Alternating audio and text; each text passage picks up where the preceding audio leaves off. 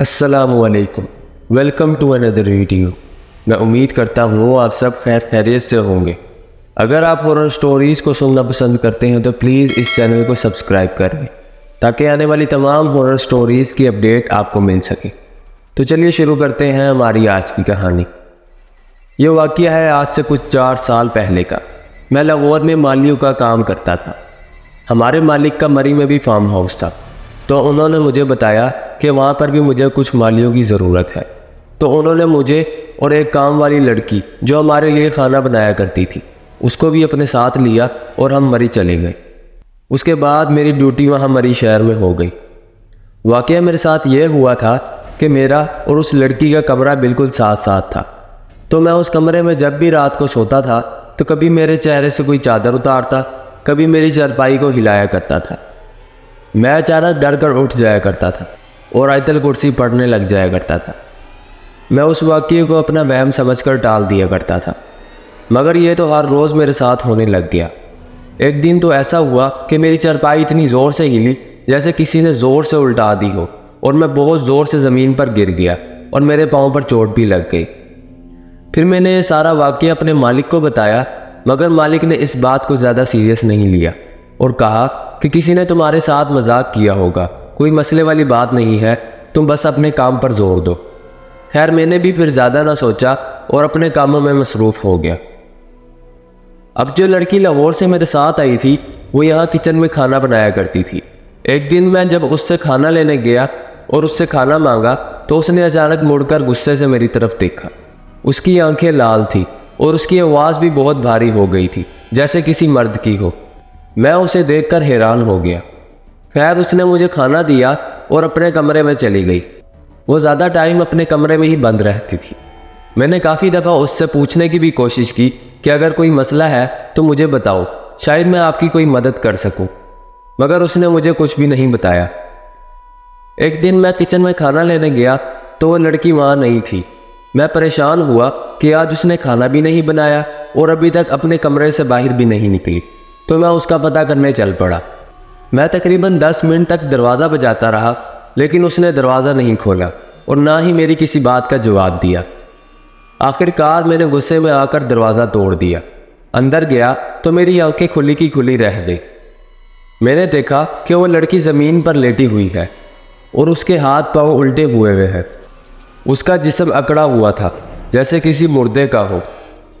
میں بھاگ کر اس کے پاس گیا اور اسے ہلانے لگ گیا، لیکن اچانک اس نے مجھے ایک ہاتھ سے اٹھایا اور دور پھینک دیا۔ میں بہت زیادہ ڈر گیا تھا کہ آخر ہو کیا رہا ہے۔ اس نے مجھ پر حملہ کرنا شروع کر دیا۔ میں بہت مشکل سے جان بچا کر اس سے بھاگ گیا۔ وہاں قریب ہی ایک جانے مانے بابا جی رہتے تھے، تو میں ان کے پاس چلا گیا اور انہیں سارا واقعہ بتا دیا۔ تو انہوں نے بتایا کہ اس پر کسی سخت جن کا بسیرا ہو گیا ہے۔ بابا جی نے مجھے پانی پر دم کر کے دیا اور کہا کہ یہ پانی آپ نے اس لڑکی کو پلانا ہے۔ میں جب اس لڑکی کے پاس پانی پلانے گیا تو وہ الٹا مجھ پر حملہ کرنے لگ گئی اور مجھ سے دور بھاگنے لگی۔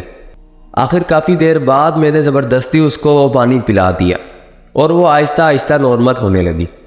کچھ دن سکون سے گزرے اور وہ لڑکی بھی ٹھیک رہی۔ پھر اچانک ایک رات میں سویا ہوا تھا کہ میرے کمرے کا دروازہ بجا۔ میں نے سوچا اس ٹائم کون آ گیا ہے۔ خیر میں نے اٹھ کر جب دروازہ کھولا تو سامنے وہی لڑکی کھڑی ہوئی تھی۔ کہتی مجھے نیند نہیں آ رہی، میرا دل گھبرا رہا ہے، میرے ساتھ باہر چلو۔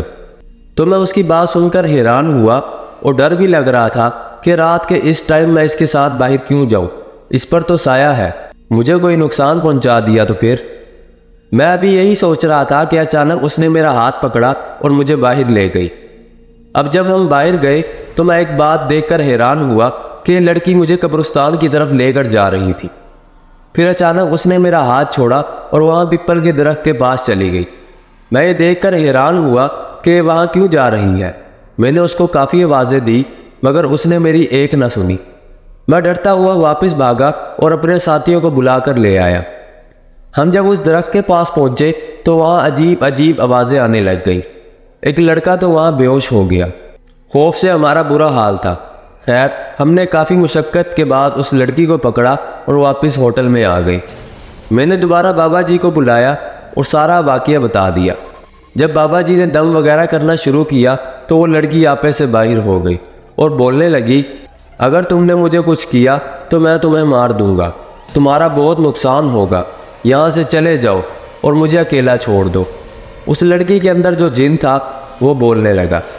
بابا جی نے بتایا اس لڑکی نے کسی پرانے درخت سے بڑی ٹہنی توڑی اور اسے جلا دیا تھا، اس کی وجہ سے جنات کے کچھ بچوں کو نقصان پہنچا، اس لیے وہ اس پر ہیوی ہوئے ہیں۔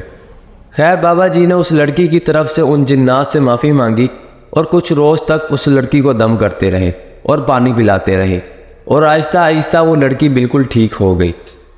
پھر شکر ہے اس کے بعد ہمارے ساتھ کبھی ایسا واقعہ پیش نہیں آیا۔ میں امید کرتا ہوں آپ کو آج کی کہانی پسند آئی ہوگی۔ اگر پسند آئی ہے تو پلیز اس ویڈیو کو لائک کر کے چینل کو سبسکرائب کر لیں۔ میں ملتا ہوں آپ کو اگلی کہانی کے ساتھ، اپنا خیال رکھیے گا، تب تک کے لیے اللہ حافظ۔